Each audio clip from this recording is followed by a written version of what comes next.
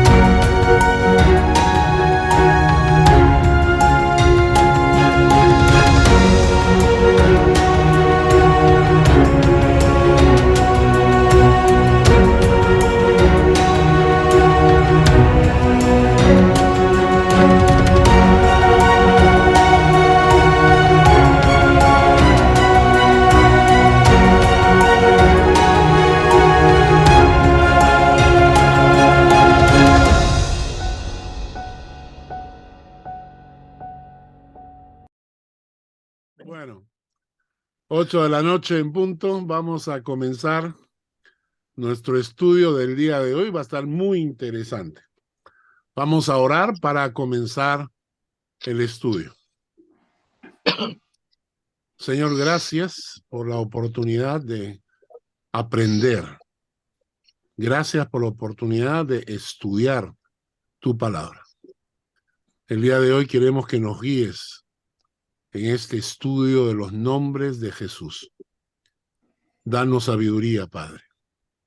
Permite que nuestros corazones entiendan el mensaje y podamos sacar aplicación práctica para nuestras vidas.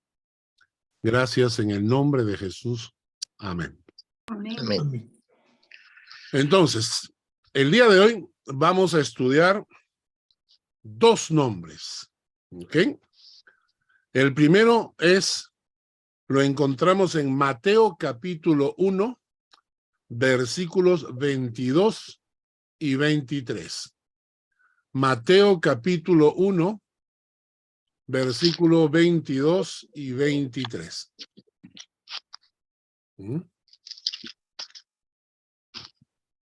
Mario, por favor, léelo. Sí. Mateo. ¿Estamos bien? Mateo 22 y 23. Perfecto. Todo esto aconteció para que se cumpliese lo dicho por el Señor por medio del profeta, cuando dijo: He aquí, una virgen concebirá y dará a luz un hijo, y llamarás su nombre Emmanuel, que traducido es Dios con nosotros. Muy bien. No se olviden todos de apagar su micrófono. Apaguen todos sus micrófonos para no tener interrupción. Mateo entonces nos dice, llamará su nombre Emmanuel. ¿Quién hizo esto? Fue un profeta. El profeta, tengo entendido que es el profeta Isaías, ¿no? A ver, vamos a confirmar eso. Mateo. Sí, Isaías 7:14. Ahí está. Mi secretaria siempre atenta y alerta. Isaías 7:14, llamará su nombre Emmanuel, porque significa Dios con nosotros. Este término, este nombre que se le aplica a Jesús por profecía, nos hace ver con claridad que es Dios encarnándose, que es Dios tomando corporalmente un cuerpo humano, que en él habita toda la plenitud de la deidad. O sea que el nacimiento de Jesús no fue un simple dar a luz, sino la misma encarnación del Hijo de Dios. En Colosenses capítulo 2, versículo 9, Colosenses 2:9, dice, Colosenses 2:9, Silvia, por favor.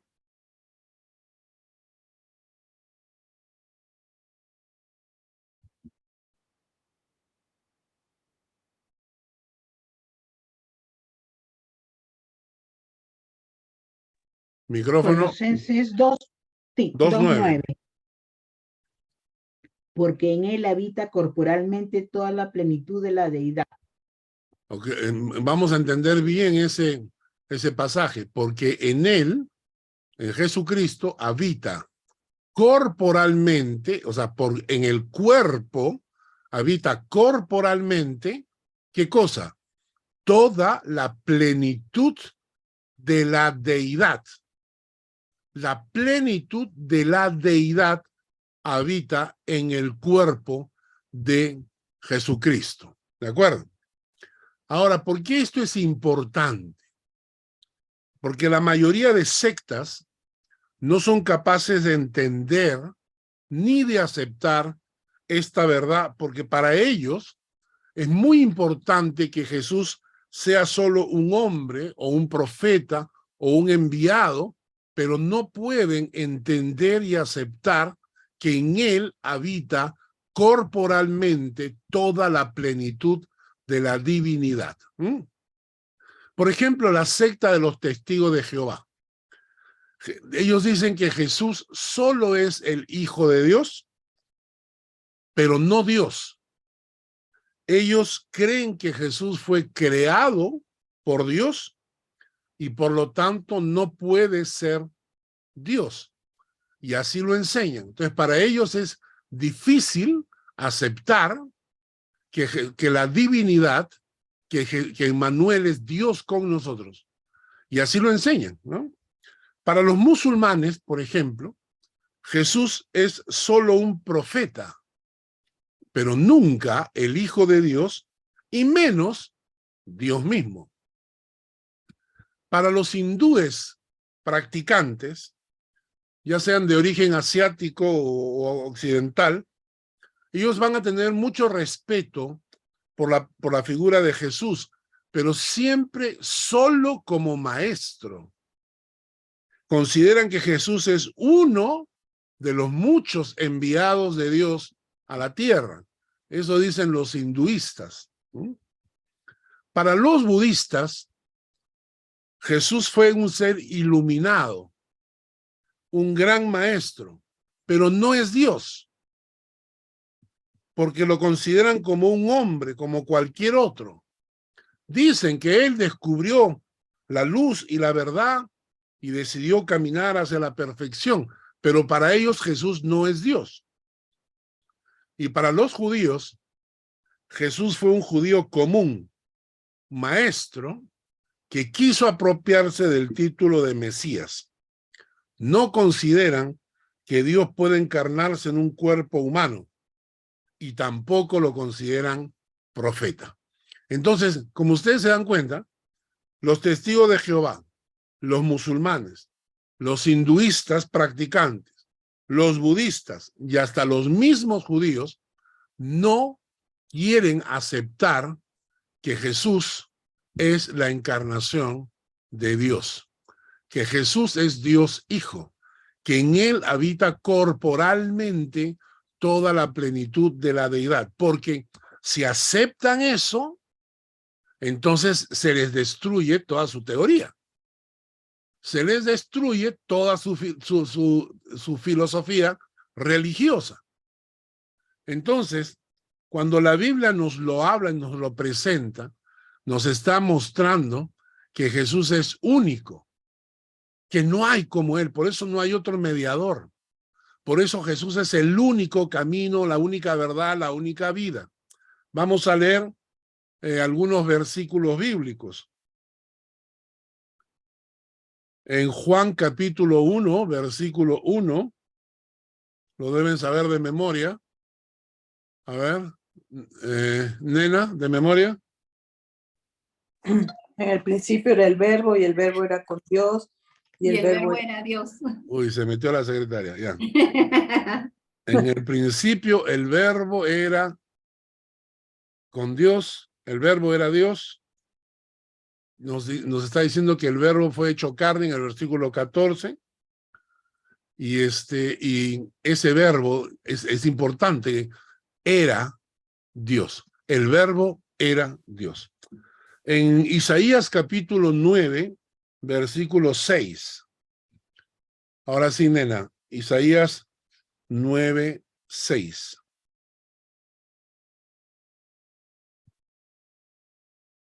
Seis, ¿no? Ok. Porque un niño nos es nacido, hijo nos es dado y el principado sobre su hombro. Y se llamará su nombre admirable consejero, Dios fuerte, Padre eterno, príncipe de paz. Cuando el pasaje de Isaías nos habla de que un niño nos es nacido, este pasaje nosotros lo usamos muchas veces en Navidad, ¿no?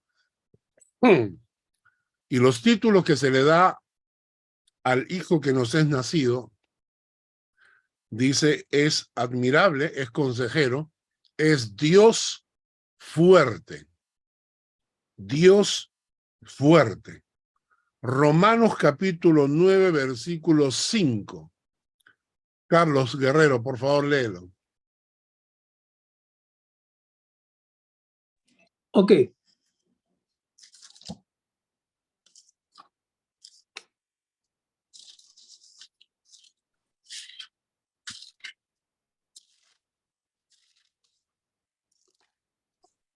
Dice, ¿y quiénes son los patriarcas?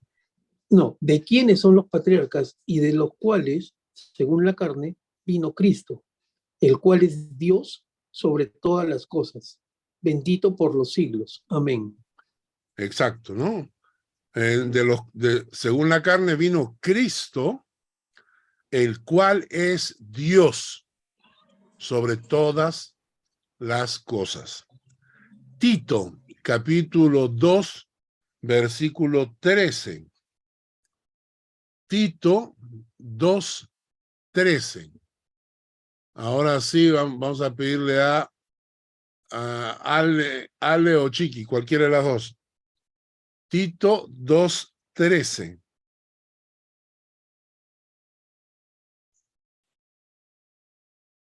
Aguardando la esperanza bienaventurada y la manifestación gloriosa de nuestro gran Dios y Salvador Jesucristo. Exacto. Aguardando la esperanza bienaventurada y la manifestación gloriosa de nuestro gran Dios y Salvador Jesucristo. Nuevamente se habla de Jesús como Dios y Salvador. Pastor, disculpe, ¿me puede Sí. mencionar el versículo anterior, por favor, de Romano? Romanos 9, 5. Romanos 9, 5. Vamos a leer Hebreos capítulo 1, versículos 5 al 8. Janet, por favor, si lo puedes leer. Hebreos capítulo 1, versículos 5 al 8. Sí, pastor. Hebreos 1, del 5 Al 8. Bueno. Porque ¿a cuál de los ángeles dijo Dios jamás, mi hijo eres tú, yo te he engendrado hoy, y otra vez yo seré a él padre, y él me será a mí hijo? Y otra vez, cuando introduce al primogénito en el mundo, dice, Adórenle todos los ángeles de Dios. Ciertamente de los ángeles dice, el que hace a sus ángeles espíritus y a sus ministros llama de fuego, mas del Hijo dice, tu trono, oh Dios, por el siglo del siglo, cetro de equidad es el cetro de tu reino. En este pasaje de Hebreos está hablando acerca de Jesucristo. Y empieza el versículo 5, diciendo, ¿a cuál de los ángeles dijo Dios jamás, mi hijo eres tú? Dios Padre hablando acerca del Dios Hijo. En el versículo 8 dice, mas del Hijo dice, estamos hablando de Dios Padre. Dios Padre dice del Hijo, tu trono, oh Dios, por el siglo del siglo.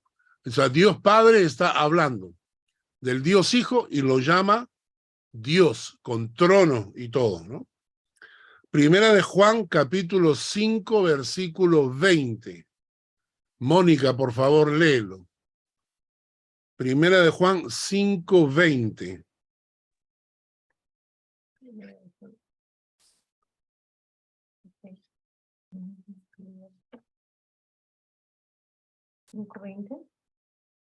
Pero sabemos que el Hijo de Dios ha venido y nos ha dado entendimiento para conocer al que es verdadero.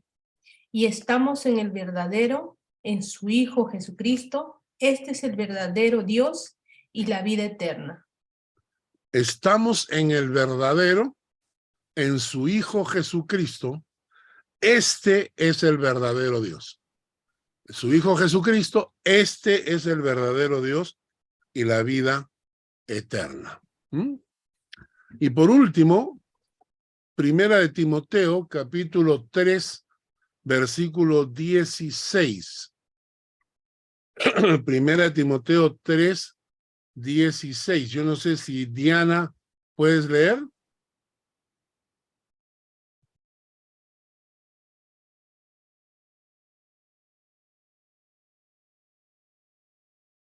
Diana, ¿puedes leer? ¿Estás ahí?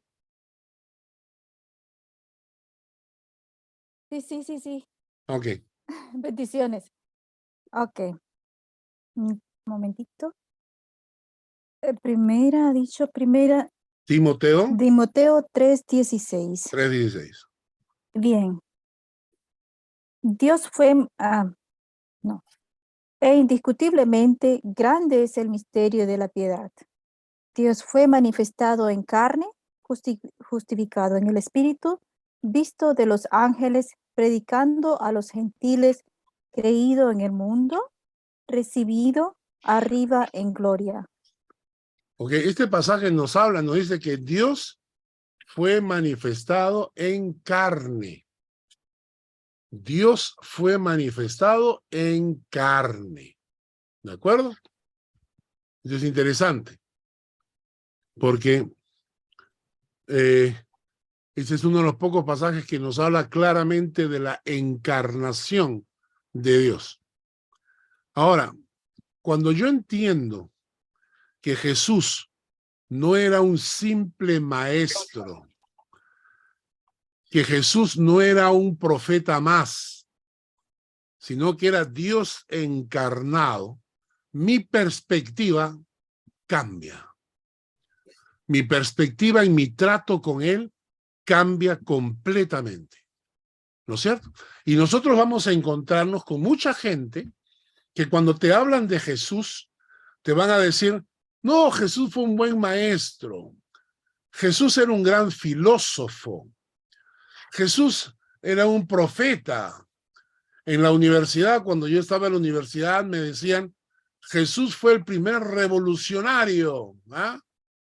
Y entonces cada una de estas personas ignora esta verdad bíblica, que Dios fue manifestado en carne. Ahora, ¿qué trato merece entonces que yo le dé? ¿Qué trato de mi parte lo honra y qué trato de mi parte lo menosprecia? Vamos a leer Juan, capítulo 1, versículos 9 al 13. Shari, ¿ya puedes leer?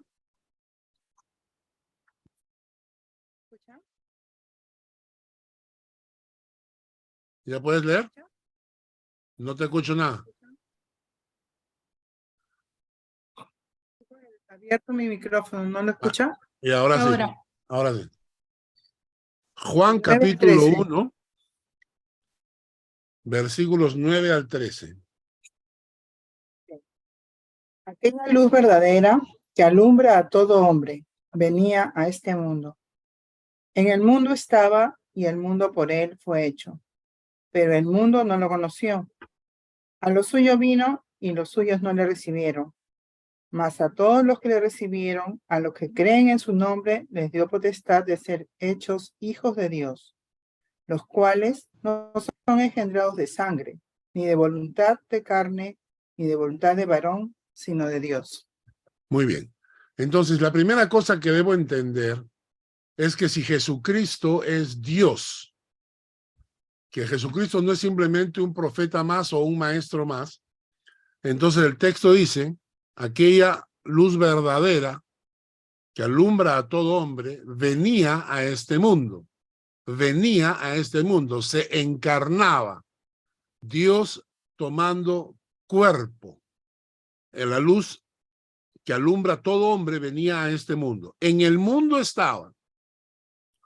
Y el mundo por él fue hecho.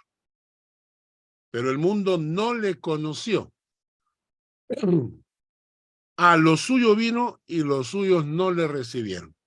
Mas a todos los que le recibieron y a los que creen en su nombre, les dio potestad de ser hechos hijos de Dios.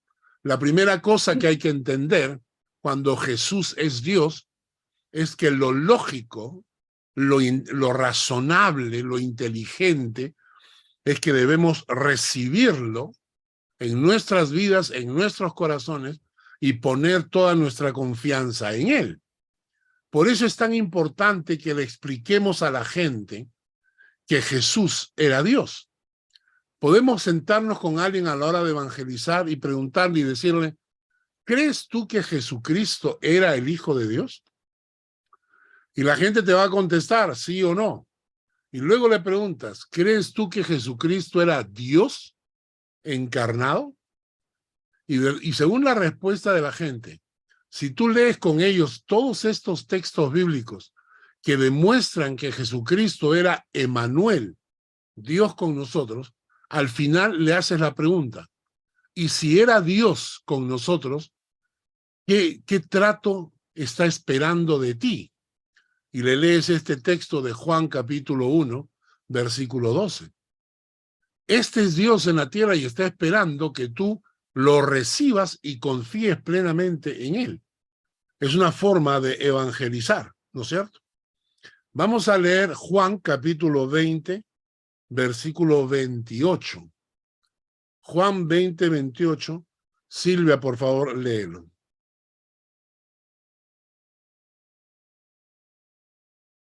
20:28. Entonces Tomás respondió y le dijo, Señor mío y Dios mío. Es interesante esta reacción. Cuando Tomás, el incrédulo, dijo que hasta que no vea sus heridas y meta mi mano en sus heridas, no voy a creer. Entonces Jesús se aparece en medio de los discípulos y lo confronta a Tomás. Dice, ven Tomás, mete tu dedo en mis heridas. ¿Qué tal frase, no? Mete tu dedo en mis heridas. Y entonces en ese momento Tomás cae al suelo y proclama dos expresiones que son las correctas. Dios mío, y si Él es Dios mío, también es Señor mío. Señor mío y Dios mío. De esto hemos hablado ya varias veces. En Romanos, capítulo 14, versículo 9, Romanos 14, 9. ¿Lo tienen? Romanos 14, 9. Janet, por favor, si lo puedes leer.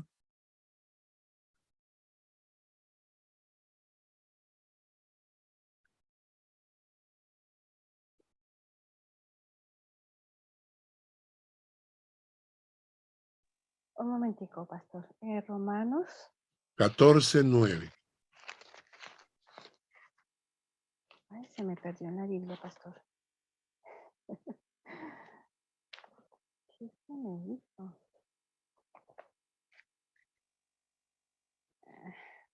Romanos 14:9.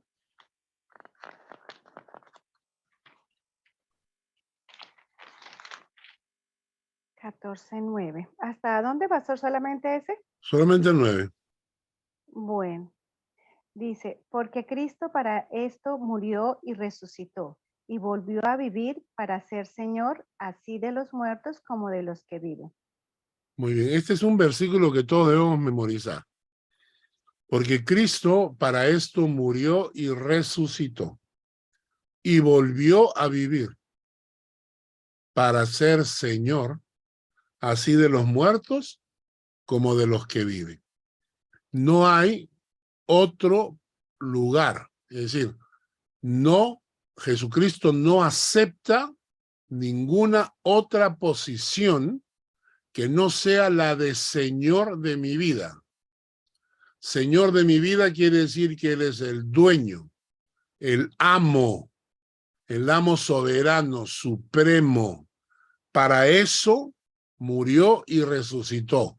No murió y resucitó para ser mi bombero cuando me estoy quemando, mi policía, ni mi ayudante, ni mi sirviente. Él no murió y resucitó para eso. Él murió y resucitó para ocupar el puesto de Señor de mi vida. Es lamentable ver en la mayoría de cristianos hoy en día que lo tienen a Jesucristo como la última rueda del coche. Como que Jesucristo es la baratija de turno, como el cajón, un cajón de la cómoda que se abre de vez en cuando. Jesucristo es Emmanuel, Dios con nosotros, y murió y resucitó para ser Señor de los muertos como de los que viven. Y en Juan capítulo 5, versículo 23, Juan 5, 23, voy a pedir a Mónica que leas tú otra vez.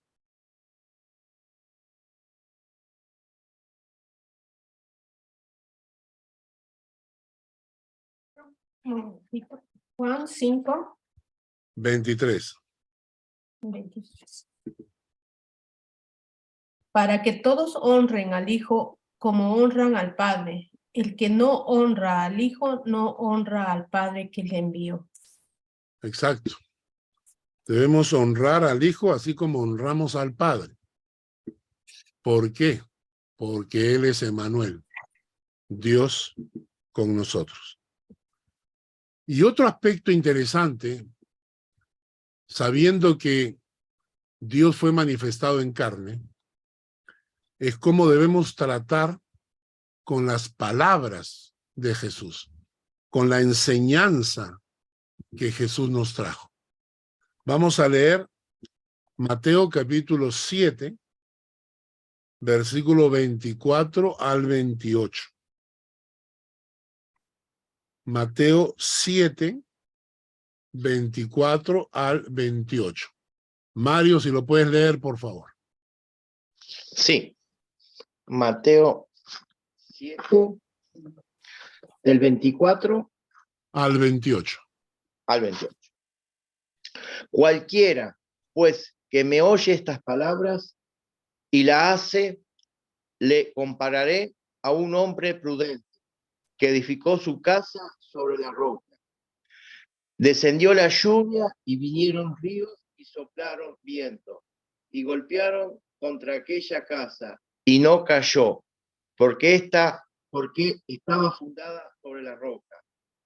Pero cualquiera que me oye estas palabras y no las hace, le compararé a un hombre insensato que edificó su casa sobre la arena.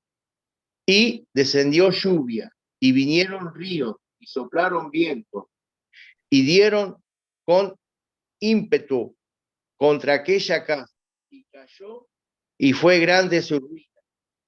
Cuando terminó Jesús estas palabras, la gente se admiraba de su doctrina.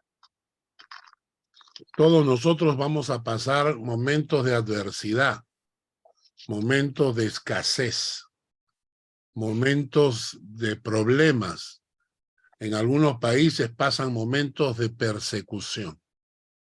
Y hay la posibilidad de que nuestras vidas se desmoronen.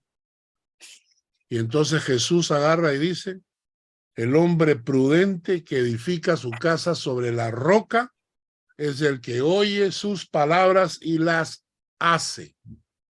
Y cuando vienen los momentos difíciles, la tormenta, está preparado para resistir.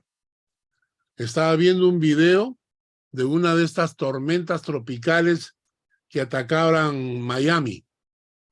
Una familia había construido su casa con cimientos firmes, con concreto armado hasta el techo.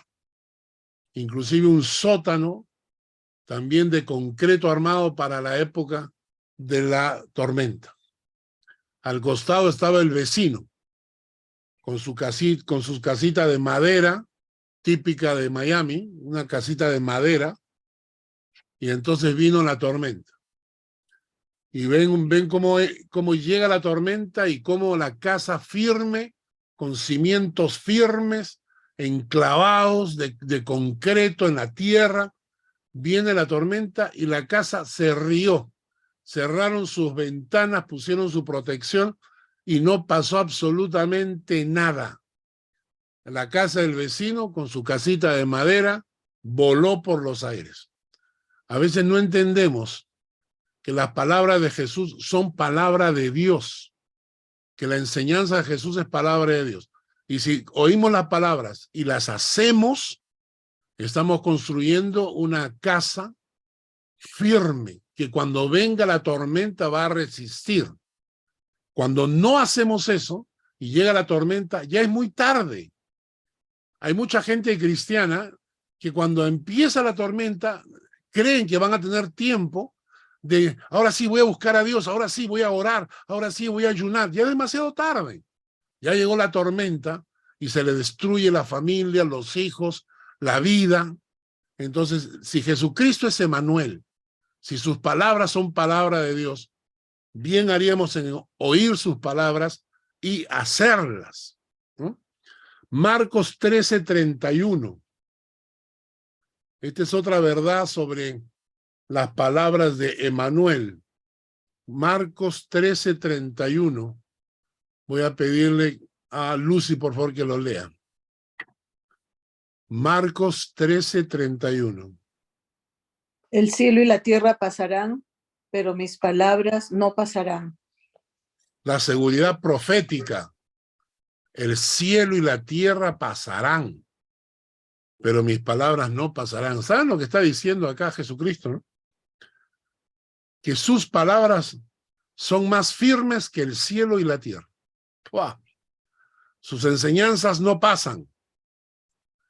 Cuidado con los progresistas, los progres, que en nombre del progreso quieren desechar la enseñanza bíblica. Ellos creen que el mundo tiene que avanzar y tenemos que dejar la enseñanza bíblica. Cuidado con eso. Y un texto más que me encanta. Está en Lucas capítulo 9, versículos 43 y 44. Miguel, ¿puedes leer? No. No, sí. Sí, sí. ¿9 cuánto? Lucas 9, 43 al 44. Y todos se admiraban de la grandeza de Dios, y maravillándose todos de todas las cosas que hacía, dijo a sus discípulos: haced que os penetren bien en los oídos estas palabras, porque acontecerá que el Hijo del Hombre será entregado en manos de hombres. Me encanta esta expresión de Jesús a sus discípulos, ¿no?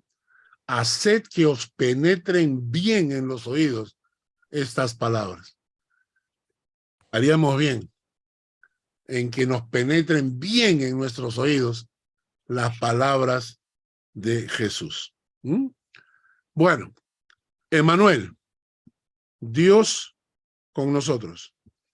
Sus palabras, palabras de Dios, obedecerlas, hacerlas, confiar en ellas, hacer que penetren bien en nuestros oídos. Emmanuel, Dios con nosotros. Debemos recibirlo en nuestro corazón, confiar en Él, creer en Él, darle lugar de Señor. Vamos a entrar al segundo término, segundo nombre de Jesús. Mesías. Mesías. En realidad, Hamashiach es una palabra hebrea. Hamashiach. H-A-M-A-S-H-I-A-C-H.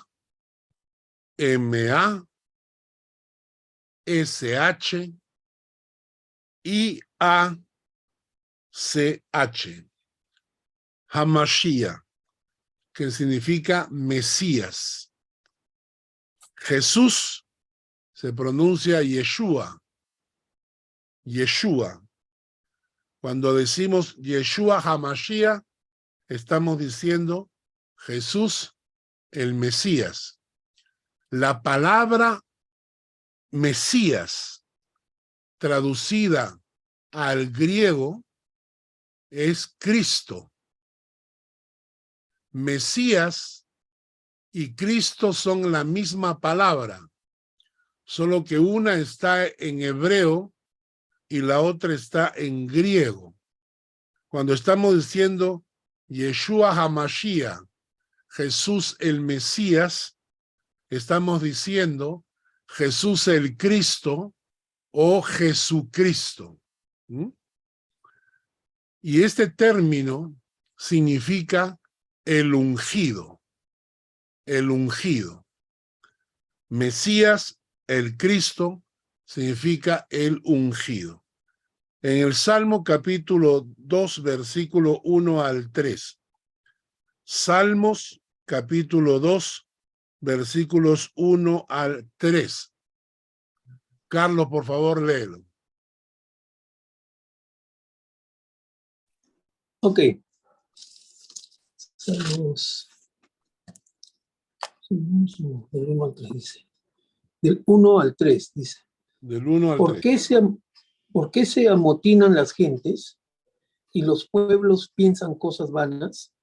Se levantarán los reyes de la tierra y príncipes consultarán unidos contra Jehová y contra su ungido, diciendo, rompamos sus ligaduras y echemos de nosotros sus cuerdas.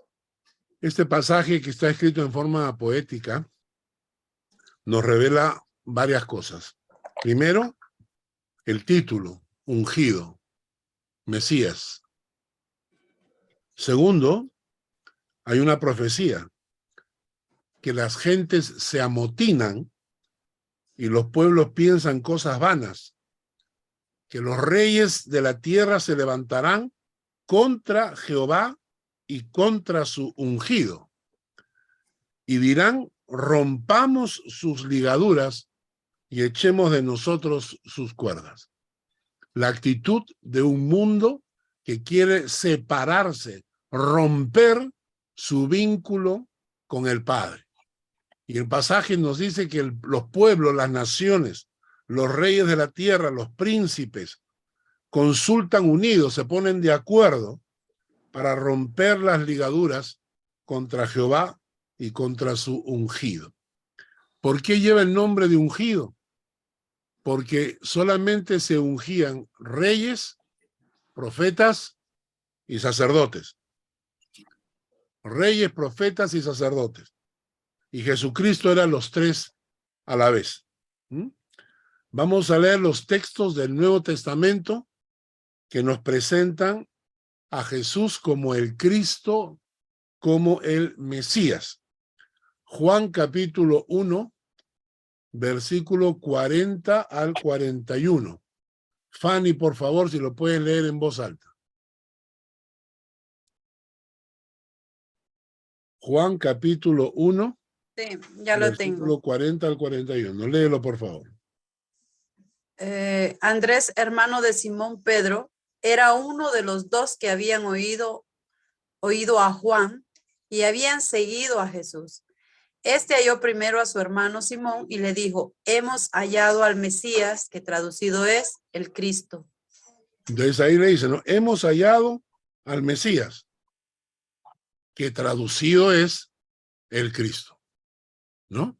Ellos estaban hablando en hebreo, entonces le dicen, hemos hallado a Hamashiach, que en griego es el Cristo. Vamos a leer Juan capítulo 4, versículo 25 al 26.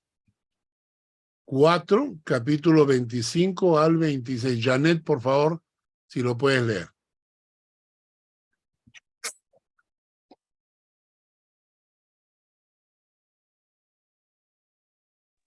Sí, Pastor Juan.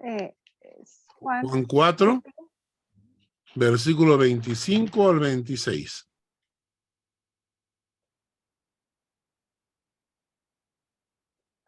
¿25 al 26?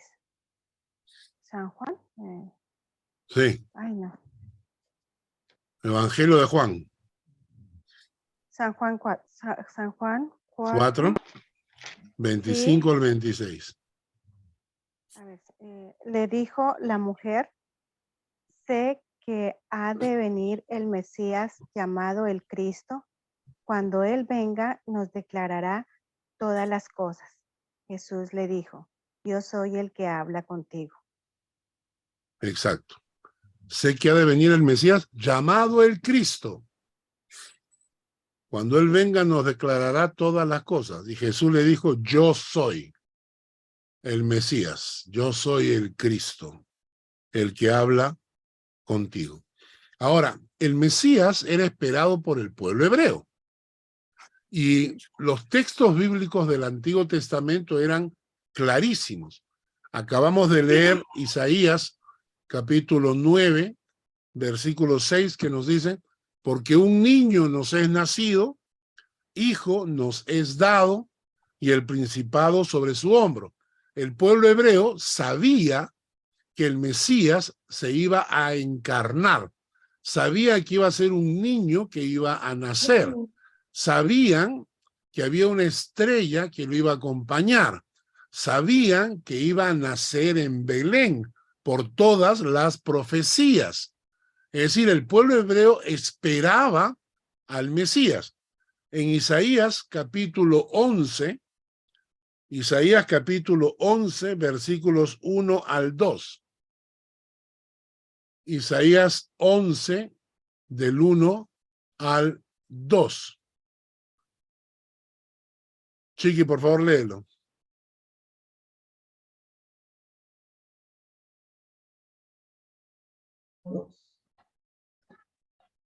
Saldrá una vara del trono de Isaí, un vástago retoñará de sus raíces, y reposará sobre él el espíritu de Jehová, espíritu de sabiduría y de inteligencia, espíritu de consejo y de poder, espíritu de conocimiento y de temor de Jehová.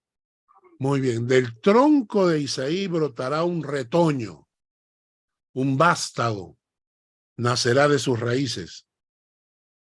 El espíritu del Señor reposará sobre él, espíritu de sabiduría y de entendimiento, espíritu de consejo y de poder, espíritu de conocimiento y de temor del Señor. Ahora, si el pueblo hebreo esperaba la llegada del Mesías con ansias, ¿por qué lo crucificaron?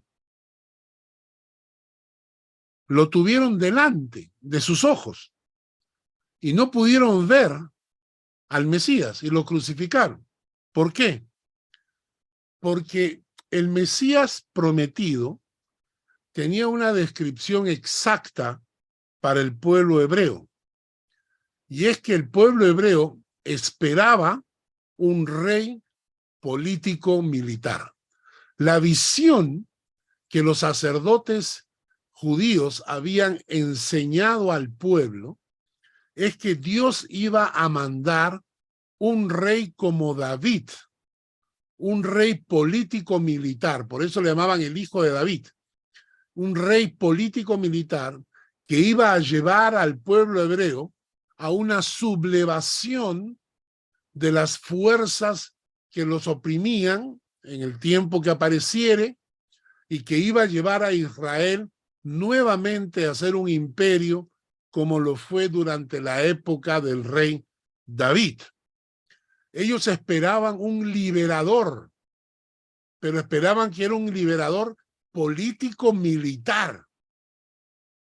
Y nunca imaginaron que se trataba de una liberación del alma, de la esclavitud al pecado, de la condenación. Eso no lo imaginaron. Ellos lo imaginaban en términos políticos, en términos sociales, en términos humanos.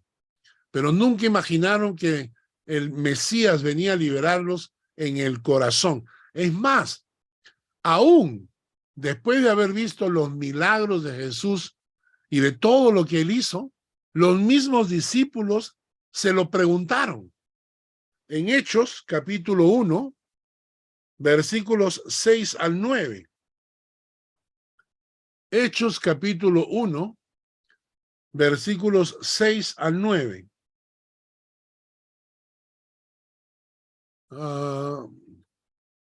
Carlos Guerrero, por favor. Ya, un toque. Hechos 1 del 6 al 9, ¿no? Correcto.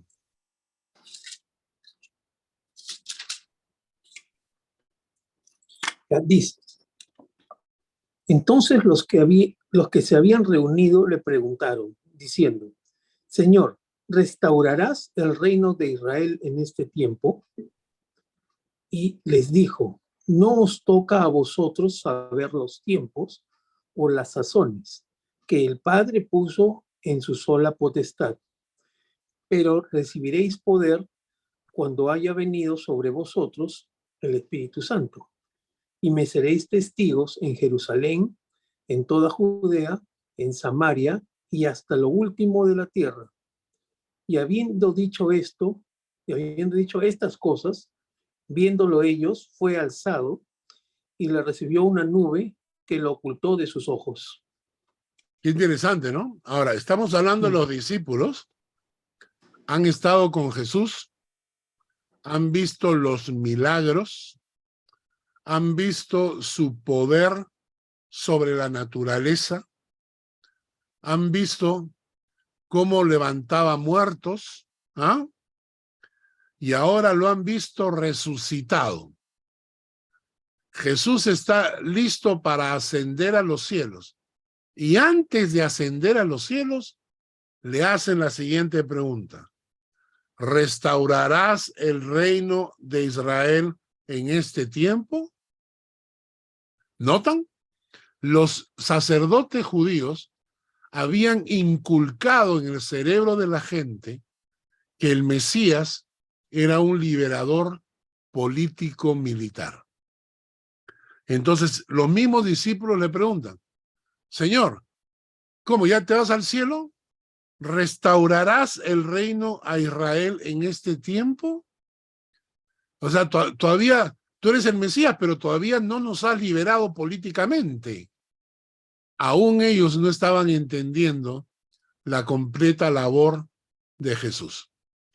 Y esto es por esa razón que los sacerdotes lo querían crucificar, porque Jesucristo no daba indicios de levantarse como un líder político. No llegaron a entender eso. Entonces ellos esperaban este Mesías político, este rey político, y no esperaban que fuera un liberador espiritual. No podían tampoco imaginar, para muchos de ellos no podían imaginar que su libertador el Mesías que tenía que liberarlos fuera a ser crucificado. Eso no lo entendían. Por eso mucha gente lo abandonó a Jesús, porque ellos pensaban que Jesús podía ser el liberador, el Mesías, pero estaban confundidos. ¿Cómo va a ser que nuestro libertador, nuestro Mesías, vaya camino de la cruz? Pero tenían el texto delante de sus ojos y no lo entendieron. En Isaías capítulo 53, Isaías capítulo 53, desde el versículo 2 en adelante. No sé si ustedes saben, pero este pasaje es uno de los textos que más usan los mesiánicos, los judíos que se han convertido al cristianismo, utilizan este texto de Isaías para evangelizar al pueblo hebreo, porque este pasaje describe completamente lo que pasó con Jesucristo. Isaías 53, versículos 2 al 11. Subirá cual renuevo delante de él y como raíz de tierra seca. No hay parecer en él ni hermosura. Le veremos, mas sin atractivo, para que le deseemos. Este pasaje es lo que acabamos de leer. Nos está diciendo que Jesucristo fue desfigurado cuando lo latigaron y lo torturaron con golpes los soldados, cuando le pusieron esa capucha y lo comenzaron a golpear, se produjeron hematomas en su rostro, sus ojos, sus pómulos, y luego es salvajemente azotado. Literalmente lo destruyeron. El Jesucristo que fue caminando hacia la cruz no tiene nada que ver con las fotos que nos presentan los cuadros. Dicen que hay una historia que me contaban a mí de niño, que Jesús iba caminando y que cayó en el piso y que una mujer le puso un paño en el rostro y su rostro quedó impregnado en el paño. Eso, si hubiera sido cierto, ella se habría quedado con un paño con una cara de monstruo, porque el rostro de Jesucristo estaba completamente desfigurado. El texto nos dice, no hay parecer en él, ni hermosura. Le veremos, mas sin atractivo, para que le deseemos. Luego dice el versículo 3, despreciado y desechado entre los hombres, varón de dolores, experimentado en quebranto, y como que escondimos de él el rostro, fue menospreciado y no lo estimamos. Ciertamente llevó él nuestras enfermedades, sufrió nuestros dolores y nosotros le tuvimos por azotado, por herido de Dios y abatido, que fue lo que hicieron con él. Mas él, herido fue por nuestras rebeliones, molido, miren esa palabra, lo molieron a golpes, lo molieron con azotes, lo molieron, molido por nuestros pecados. Qué fuerte, ¿no? El castigo de nuestra paz fue sobre él. El castigo de nuestra paz fue sobre él. Por su llaga fuimos nosotros curados. Todos nosotros nos descarriamos como ovejas, y cada cual se apartó por su camino, mas Jehová cargó en él el pecado de todos nosotros. Cargó en él el pecado de todos nosotros. Angustiado él y afligido, no abrió su boca.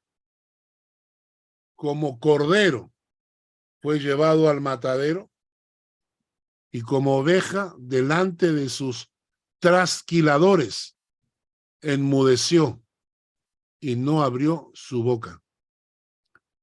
Por cárcel y por juicio fue quitado. Y su generación, ¿quién la contará? Porque fue cortado de la tierra de los vivientes. Y por la rebelión de mi pueblo fue herido. Se dispuso con los impíos su sepultura, porque cuando los crucificaban había una fosa común. Dejaban a los muertos colgados durante unos 3 o 4 días, porque antes de irse a dormir, los soldados les quebraban las piernas. Y era tal la vergüenza de morir crucificado que ningún familiar reclamaba el cuerpo. Entonces, junto al monte Gólgota, había una fosa común donde tiraban los cuerpos de los crucificados. Y entonces ese era el destino de los hombres en el monte, en el Gólgota. Entonces se dispuso con los impíos su sepultura, pero con los ricos fue en su muerte, porque Nicodemo era un hombre rico, amigo de Pilatos, y fue y reclamó el cuerpo de Jesús y lo enterró en una tumba construida para él mismo, porque como hombre rico tenía propiedades y podía hacer esculpir un sepulcro dentro de la roca.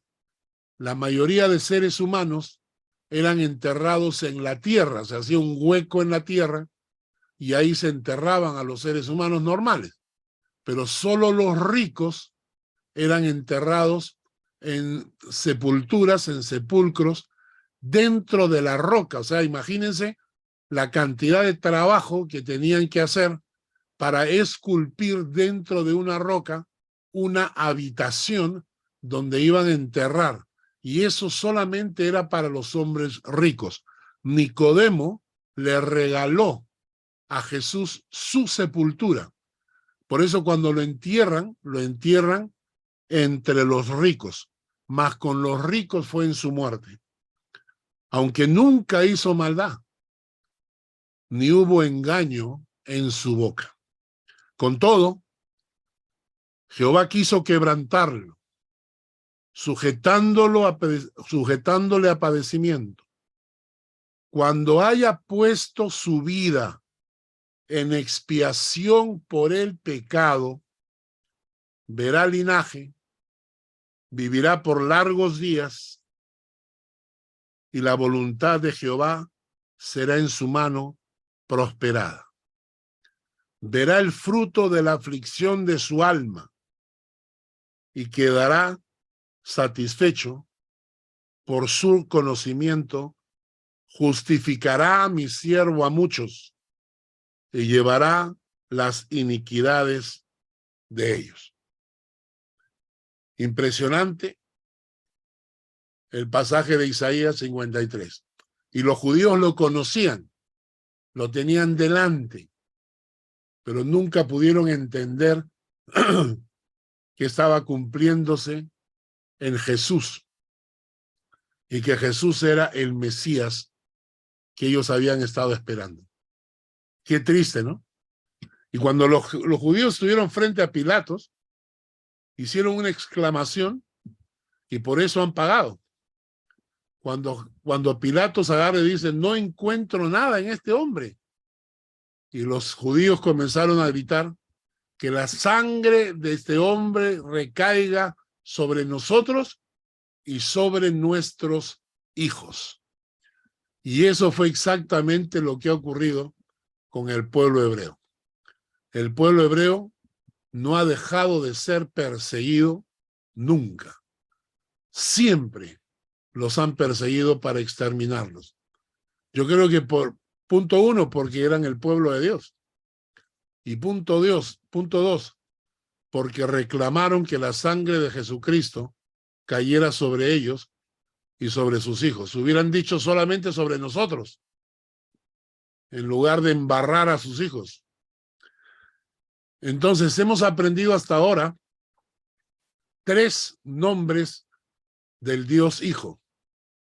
Jesús, Salvador, lo vimos la semana pasada, que nos salva de nuestros pecados, de la condenación que nos esperaba y nos salva de la esclavitud al pecado. Y el día de hoy hemos hablado de 2 nombres más del Dios Hijo. Emmanuel, Dios con nosotros. Hamashiach, el Mesías, el Cristo. ¿De acuerdo? La próxima semana vamos a estudiar 2 títulos más que son muy interesantes. Y uno es el Hijo de Dios y el otro es el Hijo del Hombre, que son 2 títulos que utilizan diferentes evangelios. Un evangelio habla mucho del Hijo de Dios y el otro evangelio habla del Hijo del Hombre. Y vamos a estudiar cuál es la diferencia entre ellos. ¿Alguna pregunta?